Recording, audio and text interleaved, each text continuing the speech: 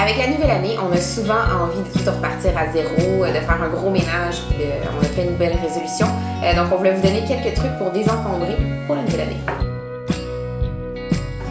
Donc, désencombrer autant son espace physique que ce qui est non visible, du genre... la technologie. Donc, premièrement, on commence dans la maison, dans la cuisine. Désencombrer ce qui est périmé. Pourquoi la cuisine? Ah, la cuisine, parce que c'est comme, on dirait qu'on passe tout notre temps dans la cuisine. Ouais, puis c'est souvent là qu'on accumule aussi. Ouais. C'est vrai. On a besoin de plein de petits items ou de petits gadgets.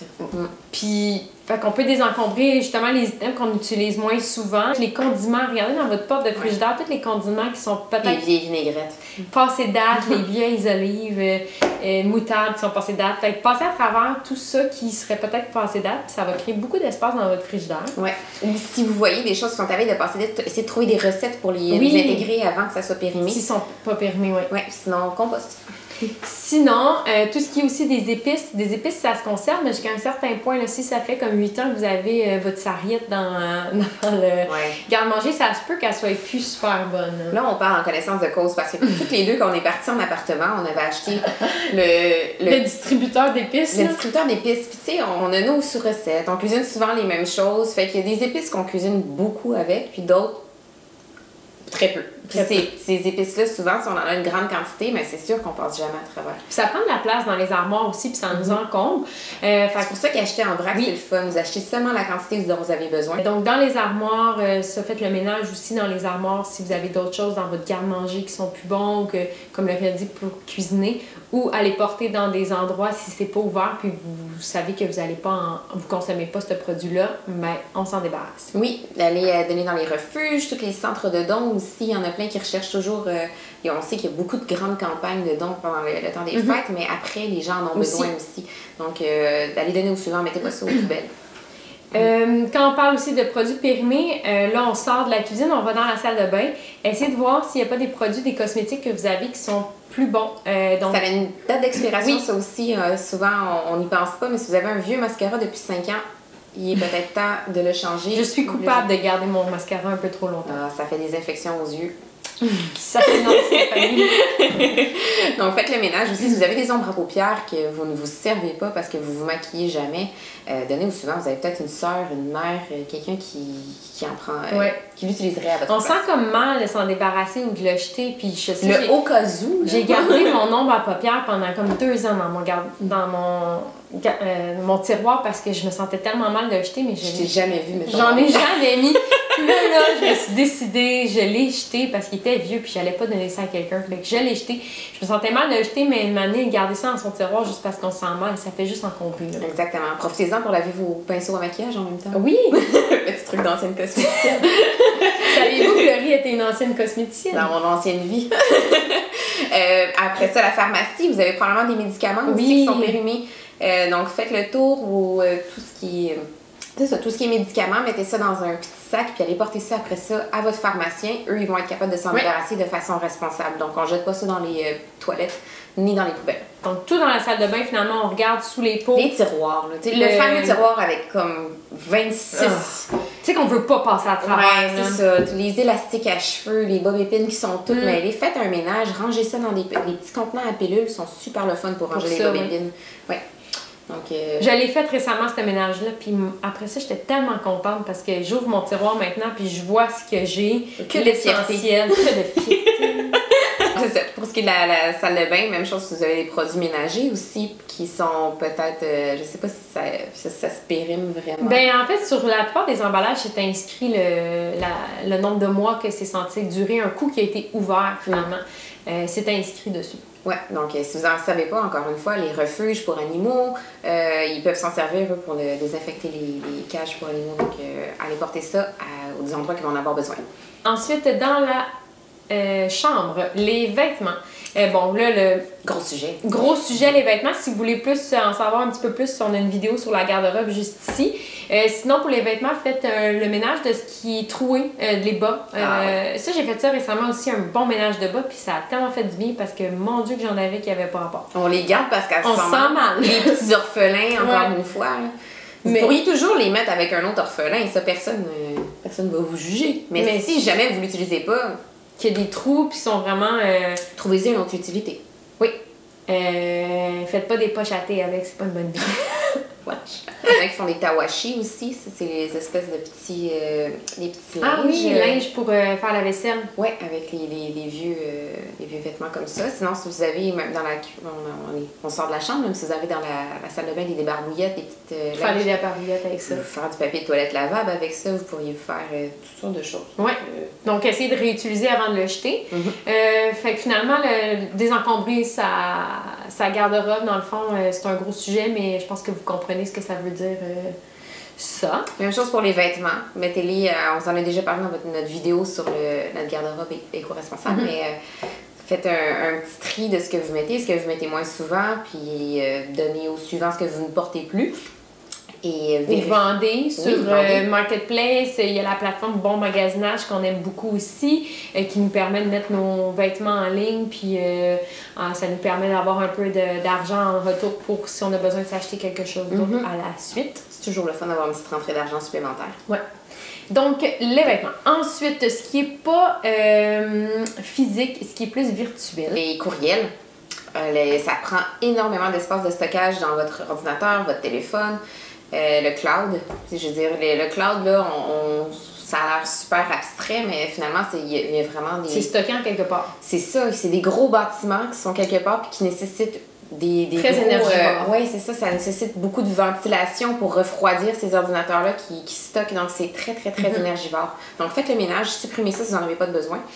Tous les vieux courriels. Aussi, parfois on supprime, mais il faut aller supprimer la boîte de supprimer. Ouais.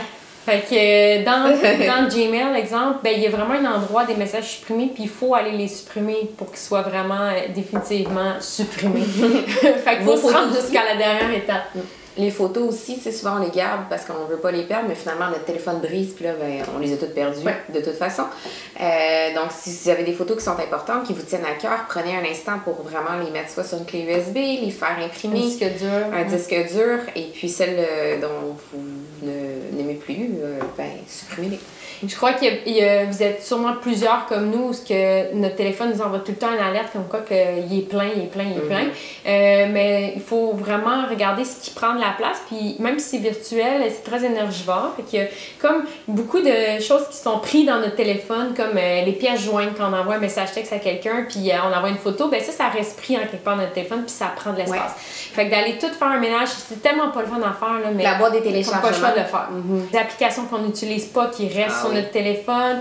Dans les courriels, ben, les infolettes, ce qu'on n'a pas besoin de recevoir, ce qui nous dérange, ce qui nous donne envie de consommer, on se désabonne, un clic, c'est fini. On se désabonne des comptes aussi sur les réseaux sociaux qui nous apportent pas, qui nous met en furie parce que ça rejoint pas nos valeurs, ben on se désabonne, check. On s'abonne des gens qui nous inspirent. Oui. On se désabonne de... On se sent souvent mal de le faire, mais il n'y a personne, je pense, qui le prend personnel. Tout le monde change dans la vie. Vous avez le droit de changer d'intérêt aussi. Sincèrement, faites un ménage, puis ça fait du bien. Ça va juste vous apporter aussi plus d'inspiration, de nourriture pour l'âme, si on veut. Parce que quand on parle des encombrements, oui, on parle vider, mais c'est pour faire place à de nouvelles choses, mais pas plus nécessairement... de paix. C'est ça, pas nécessairement du matériel, mais en 2020, on veut faire de la place à la nouveauté fraîche. La bienveillance. Bienveillance, exactement. Donc, pas nécessairement du matériel. C'est ça. Donc, faites du ménage dans vos réseaux sociaux aussi. Il n'y a rien qui vous empêche de rester figé comme vous étiez en 2019. Ouais. Donc, on regarde ce qu'on a envie d'avoir avec nous, de porter avec nous en 2020, puis on supprime le reste. Oui, portefeuille ensuite. Oui, c'est une place aussi où est-ce qu'on va accumuler des cartes, des factures, des cartes d'affaires. Il existe une application, je vous en ai déjà parlé, je crois, Stockcard, que j'aime beaucoup. Moi, je scanne mes cartes à points. Tout se retrouve dans mon téléphone par la suite. Puis quand je passe à la caisse, ben, il scanne directement mon téléphone plutôt que j'aille chercher les cartes et tout. Vraiment très pratique. Puis ça fait beaucoup d'espace dans mon portefeuille. Après ça, carte d'affaires, vous allez dans... Souvent, on fait ça. On va dans les expositions, les marchés, ben, on prend une carte par-ci, une carte par-là parce qu'on veut pas oublier. Et finalement, qu'est-ce qu'on fait? Ben, on les oublie dans le portefeuille. Donc, recycler ces cartes-là, puis sinon, ben, rangez-les quelque part. Factures, même chose, on garde des factures pour toutes sortes de raisons. Puis ça finit par s'accumuler. Donc, si c'est pour des impôts, ben, classez-les vos factures tout de suite plutôt que de les accumuler sur votre bureau. puis ça a l'air d'un fouillis de paperasse. Là, je parle en connaissance de cause de mon bureau. Parfois, je dois souvent faire le ménage parce que... c'est à refaire souvent. Ouais, c'est ça. Donc, prenez un moment pour tout classer, bien ranger. Vous allez tellement être fiers de vous après, ça libère de l'espace après, ça fait du bien. Fait que dans le fond, ça nous amène à l'autre point, la paperasse. Oui, qui est la paperasse. Encore une fois, même sujet, les impôts, les factures des enfants. Réorganiser, on prend la nouvelle année pour repartir, pour réorganiser, puis partir de bon pied. Bien classé. Après ça, on prend moins de temps à fouiller lorsque ce papier-là est nécessaire, puis ça fait du bien, ça traîne pas partout. Puis, finalement, pas terminé, le petit bac de fouillis. Le vide-poche. Le vide-poche. Je suis sûre que tout le monde a chez eux un petit bac où ils se ramassent comme plein de choses qu'on sait même pas, ils ont atterri d'où, ça sert à quoi, c'est comme on sait pas où ça va, on le met dans le petit bac. Une petite vis. Fait que, let's go, on est capable de vider ce petit bac-là, tu sais, le petit bac qu'on a eu tant. Fait que, vidons le petit bac. Mais débarrassez-vous de vos choses, encore une fois, de façon responsable. Il y a plein d'applications comme comment ça s'appelle? Où ça va? Non? Oui, c'est avec Recycle Québec, l'application Où ça va. On vous met le lien ici. Il ne sert plus à rien, les choses comme ça. Comme on ne peut pas mettre de la technologie aux poubelles. Mettez ça dans les écocentres. Il y a plein d'endroits aussi dans les épiceries où on peut aller porter des anciens cellulaires, des anciennes batteries, des choses comme ça. Parce que c'est souvent le genre d'affaires qui se retrouvent dans le petit bac fouille-tout. Oui, puis les gens commencent à réutiliser ces choses-là. Donc, c'est important d'en disposer dans les bons endroits. Comme je crois que les Olympiques vont être faits avec... si je me trompe pas, ils vont avoir réutilisé des matériaux de plusieurs téléphones pour faire des médailles. Wow. Parce qu'il y a des matériaux, des métaux à l'intérieur, donc ils vont les refaire fondre. Donc, ça aurait fini aux poubelles. Mais on fait des médailles. C'est du vrai en carton. Donc, je pense que ça passe à peu près quelques trucs qui peuvent vous donner des idées, en fait, de comment désencombrer petit à petit. Vous pouvez vendre vos choses aussi, donc vous servez plus, ça fait du bien aussi. Oui, ça fait du bien. On peut vraiment faire de l'argent avec ça en vendant des choses. J'ai fait près de 300 $ une semaine en vendant des choses qui traînaient chez nous. C'est considérable. Je suis en train de me demander si je me prends une business de marketplace. J'aime trop ça. Un sideline. Bref, c'est ça. Désencombrer pour faire de la place, est-ce que vous avez vraiment envie dans votre vie? Puis on vous souhaite d'avoir un peu de légèreté dans votre année 2020, d'avoir ce que vous avez besoin, envie et de simplicité et de...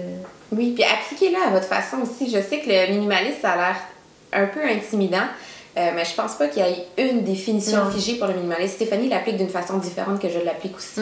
Puis c'est super correct comme ça aussi. Donc, ayez pas peur de cette étiquette-là. Vous n'êtes pas obligé de vous mettre cette étiquette-là non plus. Mais juste de faire le changement dans sa vie, des fois, ça fait du bien. Donc, bonne année tout le monde!